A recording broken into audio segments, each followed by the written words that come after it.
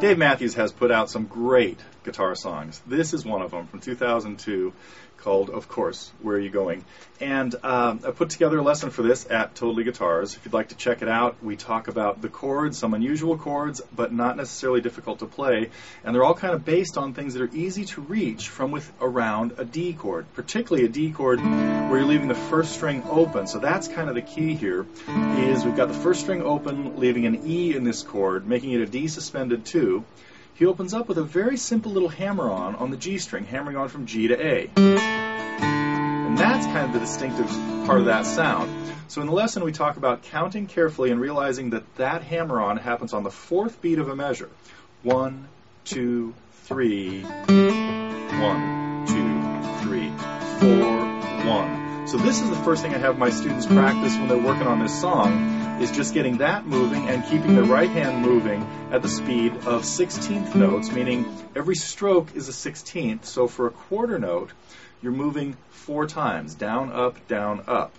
We break that down a little bit in the lesson, but I have a lot of other lessons that talk about strumming and the theory and rhythm behind all that strumming and kinds of things.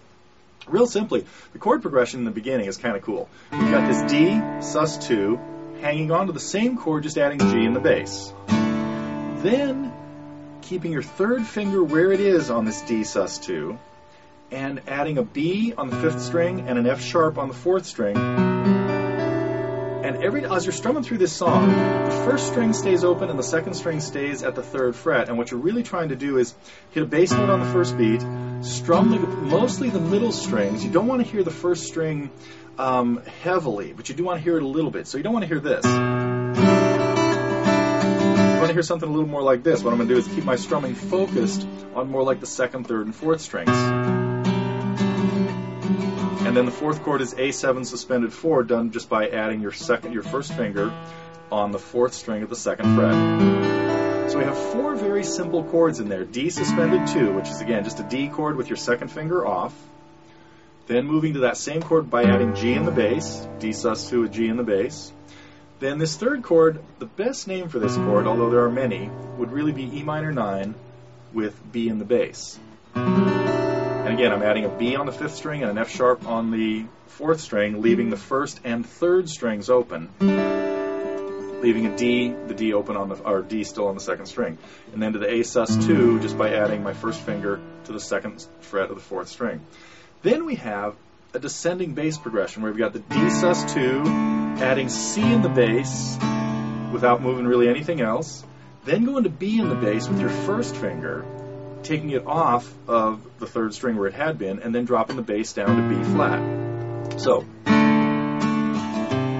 just get the bass notes when they change, don't miss them like that. So it runs through that 3 times, and the 4th time, really important, a lot of people miss this in this song, is that the 4th time skips the B and goes right to B flat before it comes back to the D sus2. Then we throw in a C major 9 and a few other chords, and we have a cool little solo.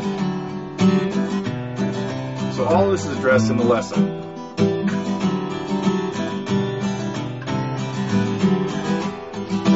So if you'd like to check out the lesson, hopefully you have enough of there to kind of work on. I pretty much showed you the whole song, or at least talked through the whole vocal part of the song.